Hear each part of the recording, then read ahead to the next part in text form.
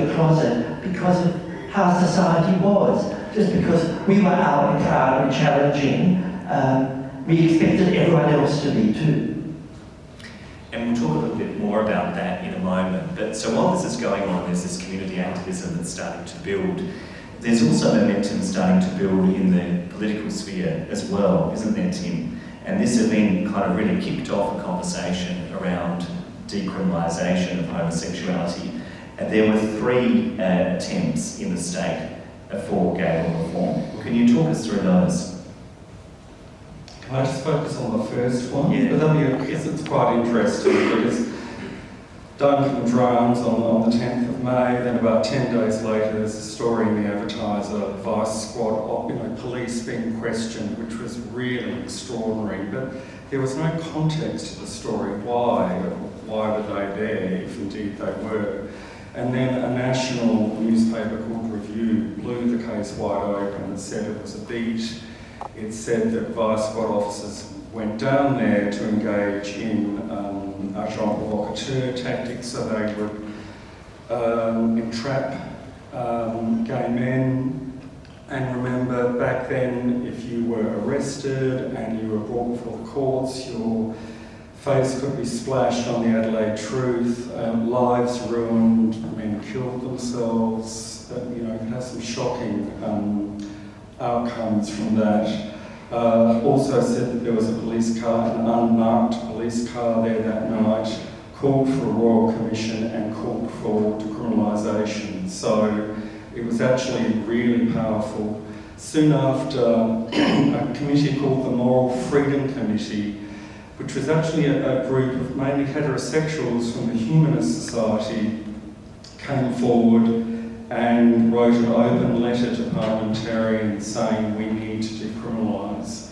That was published in the Advertiser. The Advertiser itself was incredibly progressive at that time and ran an editorial shortly after that headed Legalise Homosexuality, saying basically the state has no room, the state should not be involved in the bedrooms of its citizens. And then soon after that, Murray Hill announced that he was introducing his bill. Remember, Don Dunstan, 65, tries it, he's blocked by the Labor caucus, he tries it again in 69, an election is called, stymied by that. But in 72, it's a Liberal and Country Leagueman, it's a Conservative member of the upper house who comes forward and introduces the bill. And more extraordinary, it happens to the day 11 weeks after Duncan's death. That's how quickly it moved that the bill was introduced. It really was extraordinary. And Murray Hill was the father of Robert Hill, who went on to be a Howard government minister. It's interesting to reflect, isn't it, the story of a lot of this LGBTI law reform has actually been involving both sides of politics in South Australia.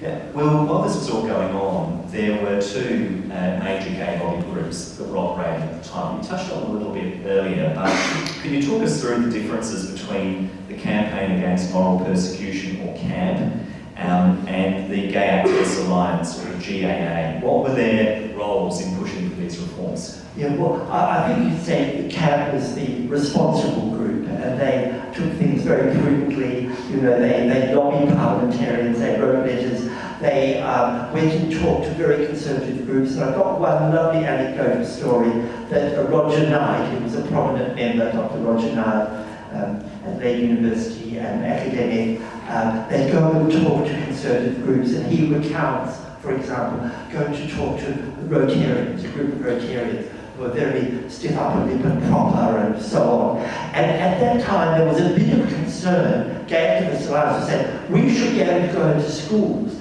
and talk to senior students that the gay lifestyle is a valid lifestyle. And this caused ripples and concern, especially amongst CAM. You'll frighten the horses, you'll rock the boat. This is at the time they're attempting to get law reform through. And Roger tells his story of going to speak to a group of Rotarians and saying, now, please, passing of this law does not mean you're going to leave your wife, your family, and run off with the office boy. And one Rotarian says, not our office boy, you wouldn't.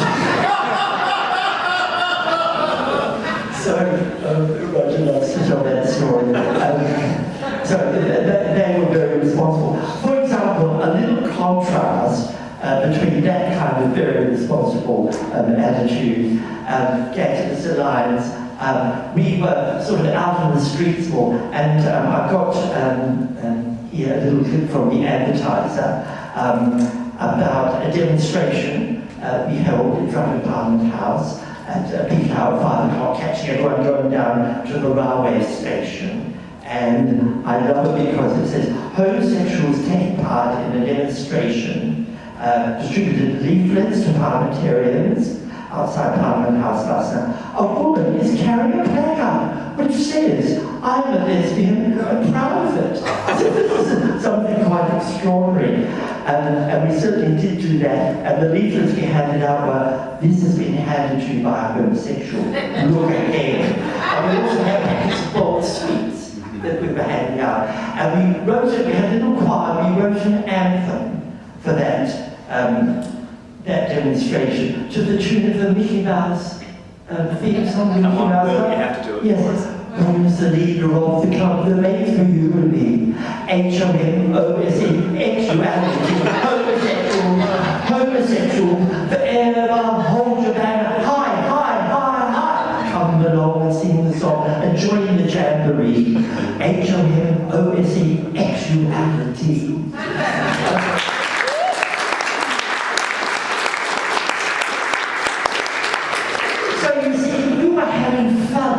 Demonstrating and making a point, but the more conservative camp thought we were trivializing things and trying to upset the better.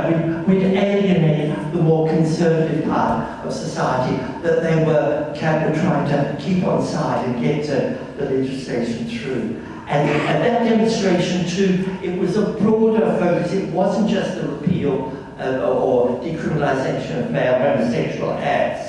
It was also to end discrimination against homosexuals in employment, housing, finance, and social services. So it was a much broader sweep. And because GAA was very inclusive of women as well, and lesbians, we wanted always to take that broad sweep. So it was quite different. And I know we were... and the Gay Pride March, we had the first Pride March in '73. A man told my dear friend Ian Purcell, he was in London Street at the time, and he saw these homosexuals, gay men, coming down the street singing and dancing, and he quickly ducked into David Jones because he was frightened he might be recognised, and he just didn't want that. So again, that contrast between those who were fairly conservative, didn't want to rock the boat, didn't want to upset the conservative vote, and we out and proud gay liberationists. Thank you for that, Will. It's really fascinating to hear that. It sort of reminds me actually of the tensions that still exist in politics today and the activist movement around how we, straddle those differences. So, Tim, 1975, law reform finally. How did that come about? Oh, I've got to do this quickly. Sorry, there'll be no singing. So the 72 bill, it was for 2 men and 2 men only, consenting in private, age 21, whereas the age of consent in South Australia for heterosexuals was 18. The bill was heavily amended and really decriminalisation wasn't achieved. So 72 really was not a success. 73, completely different. Peter Duncan, 28, member for Elizabeth Labor, and came in and drafted this extraordinary law, trailblazing law, which created parity between heterosexuals and homosexuals and men and women. So it was really dramatic. So for example, heterosexual rape was in the law, this now recognised homosexual rape. Female prostitution was in the law, this now recognised male prostitution. So it went through 1973. We came so close. A Labor member missed the vote. He said he didn't hear the ringing of the bells. So, and then they tried to reintroduce it about a week later under an old standing order, and again it failed. So 75, it was basically the same bill, and it was really time.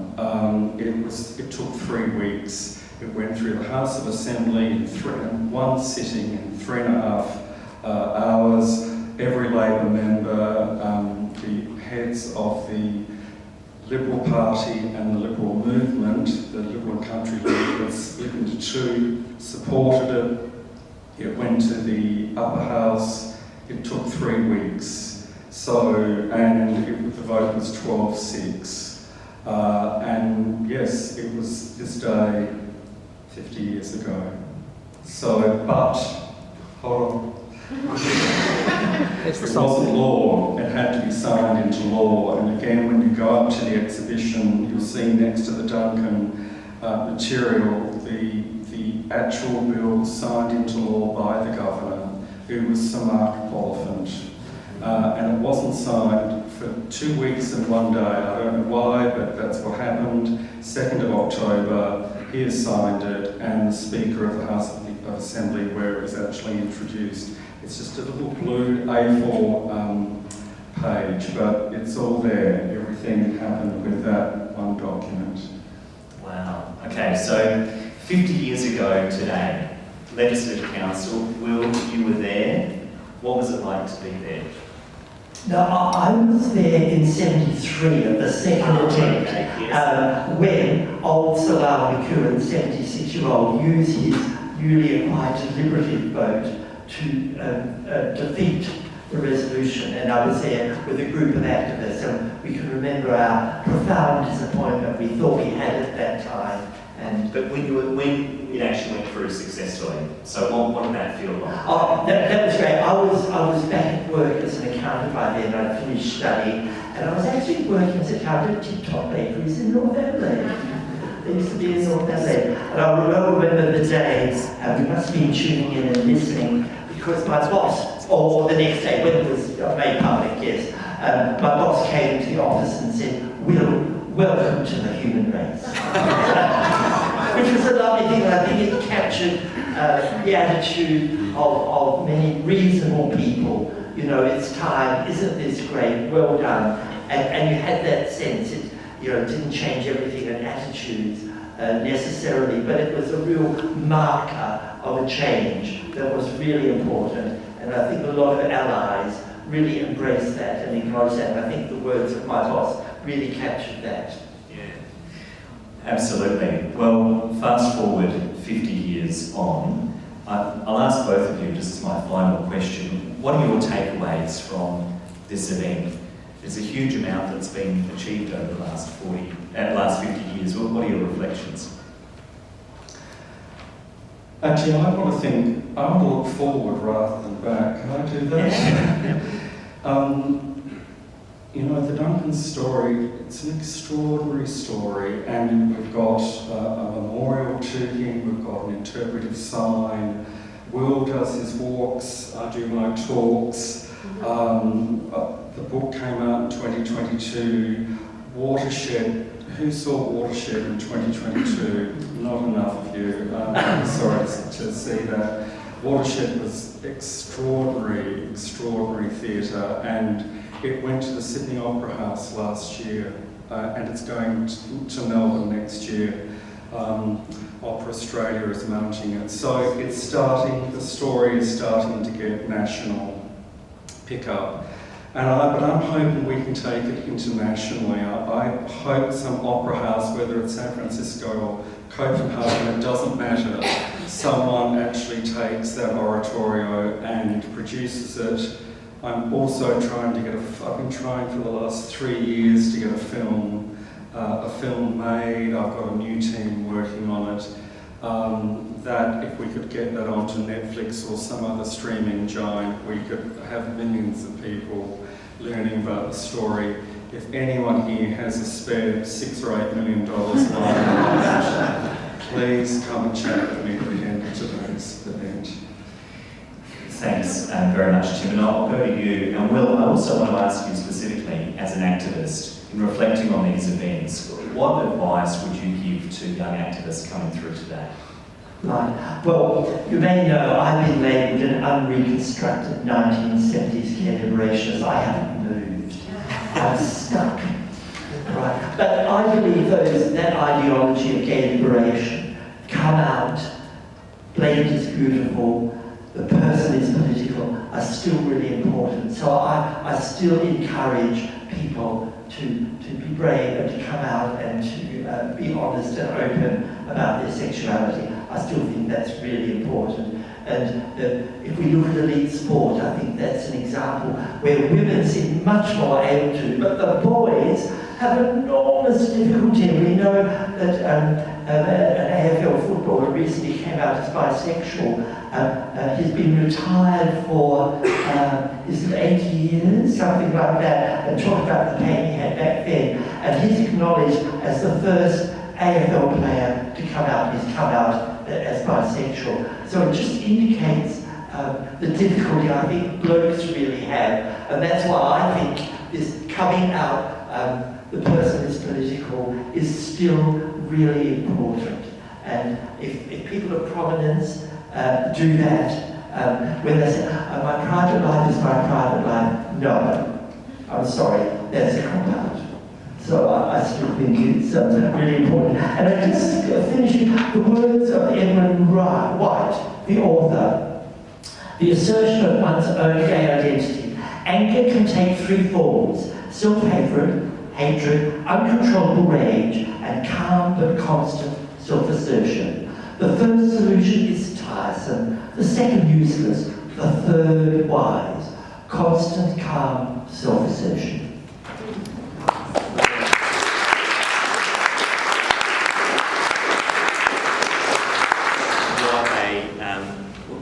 What a great... Oh, thank you. People have tried to silence me for years. What a great moment to end on. Will, thank you very much. Thank you both, Will and Tim, for sharing your amazing insights with us. And can I say a big thank you to you, Will, and activists of your ilk for all the amazing work that you did, because as a gay man now in my 40s, I wouldn't have had the amazing opportunities I've had in my life if not for your activism. So thank you.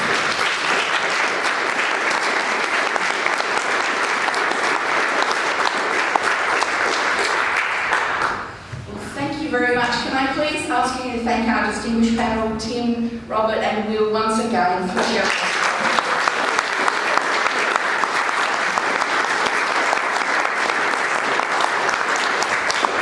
On night, hey?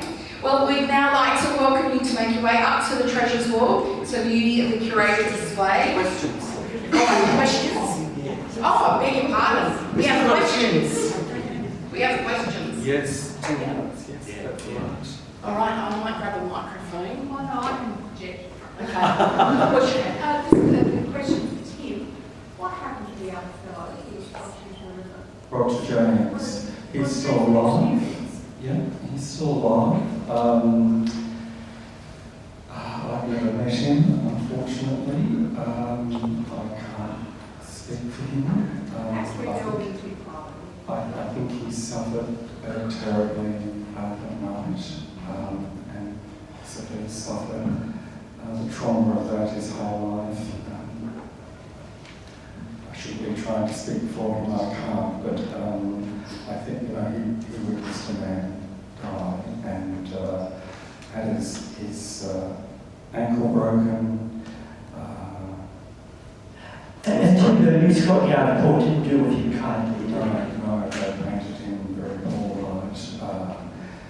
And yeah, he's just, thank you so much for mentioning him, because he's an important person, and he should be respected and acknowledged for what he's been through. Thank you. I can project, I think. Tim, I've heard recently that somebody has done a PhD and has recommended or suggested that a Royal Commission into the introduction case be open. Where do you think that Dr. Duncan, because they've had a couple of hiccups and they've tried to reopen the cases, but it's failed. Where to now? First of all, the person has done an honours degree and he's recommended that his conclusions in the honours degree, he did it last year, is that gay hate crimes can only be adequately dealt with under the terms of a Royal Commission, that the normal police procedures are inadequate. I'm not a lawyer, so I can't explain it any more than that, but that's where that kernel of the story came from. Where to from now in relation to the Duncan case, it is only going to have any kind of solution with a deathbed confession. There's the 3 officers, Corley, Clayton and Hudson. Corley and Clayton were brought to trial on manslaughter charges and acquitted. Hudson was not brought to trial. It's not going to move forward unless, well, that's my feeling, deathbed confession. Will you might have something to say? Yes, regarding that trial, I think it's really significant that the New Scotland Yard report was only available to the defence, not the prosecution, not the jury, and clearly the New Scotland Yard police believe those 3 officers were responsible. And you know, when the New Scotland Yard report was released in 2002, the advertiser headline, Vice Police were guilty, front page, with photographs and name, Corley, Clayton and Hudson. You know, that's very clear, and it was just left, nothing's happened, and to me, that seems a travesty of justice, that whole process, and I don't know legally what can be done, but I just think it's an important travesty. Back there. I can speak to that, please. It's really just a question for Robert, I think. It's one of the curious things, I think, has been the calling in of New Scotland Yard, cops from the UK, the police investigation. Is there a situation, I mean, could that happen?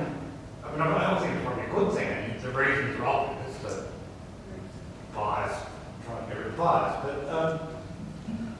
is that some sort of possibility that could happen in a political situation now, a legal, political? Yeah, so Sorry. I think what you're asking is if we could have some sort of independent legal inquiry into what happened. I'm really asking whether if a similar event, a similar political, just cultural, social thing that might change, would Australia, South Australia, call in Scotland Yard or something. I actually wonder. I wonder whether the involvement with Scotland Yard has more to do with our legal system at the time and the fact that nowadays it's a bit more independent, and so therefore we wouldn't necessarily involve them. I think probably a Royal Commission is the best framework to deal with a matter like this, to get the information on the table. I guess the question is whether there's a political appetite from any government to revisit the matter. Maybe 50 years on now is the time to look at that. But no, I think if a similar situation happened nowadays, we wouldn't bring in Scotland Yard just because our legal system's a bit different now. We're much more independent.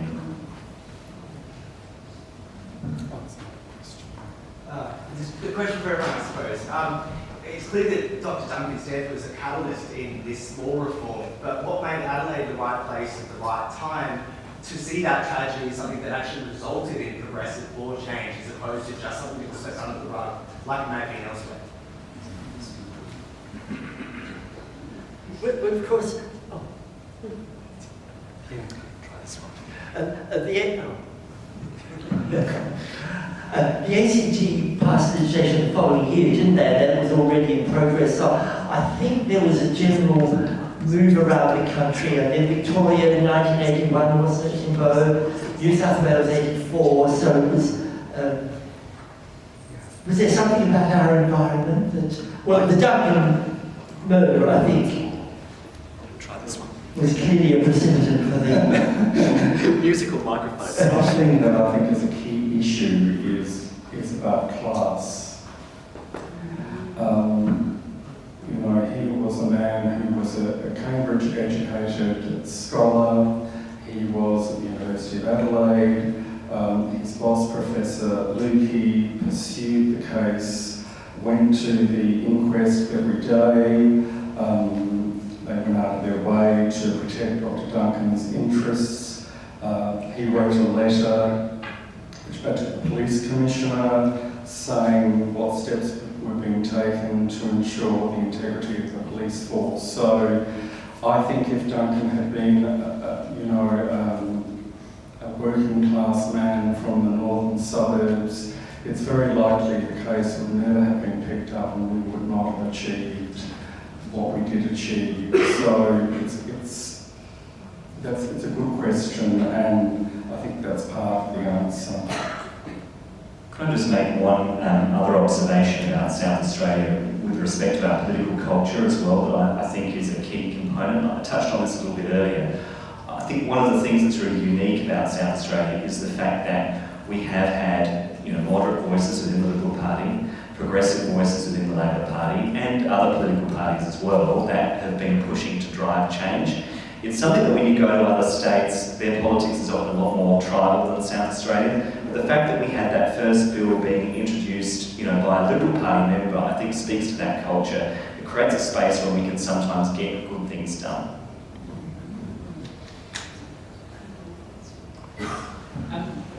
Obviously, we've talked about Dr. Duncan a fair bit, but I guess I'm wondering the extent to which, I would imagine that he was not the only one for whom such tragic circumstances played out. And I guess, I'm aware of situations in other states of police, behaving similarly on a much broader scale. Has there been a reckoning within the police force about this sort of behaviour, and apologies for the way that they've done that?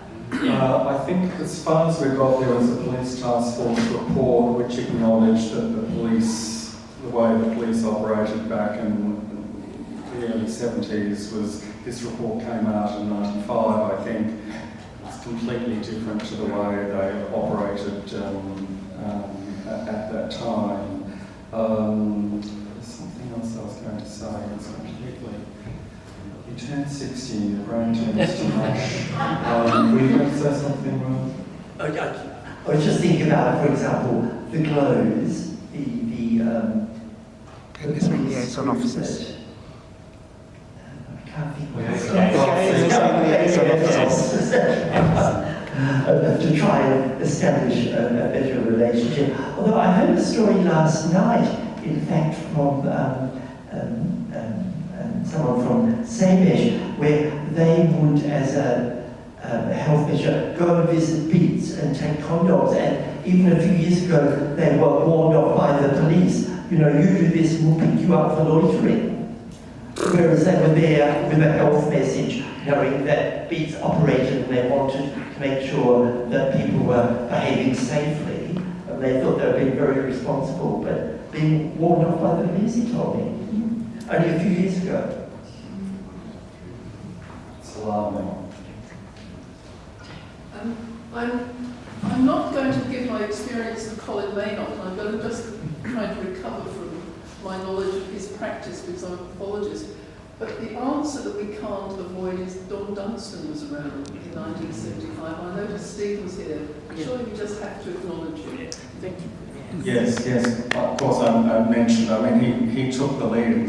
A decade earlier in 1965. We could have had it way ahead when he was Attorney General. He tried again in '69. So, and yes, the 73, 75 bills were under a Dunstan government, but he was well ahead of the pack. We could have been way ahead of the rest of the country if Don had had his way. So, yes, extraordinary.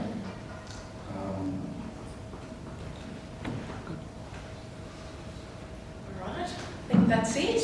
Well done, another big round of applause.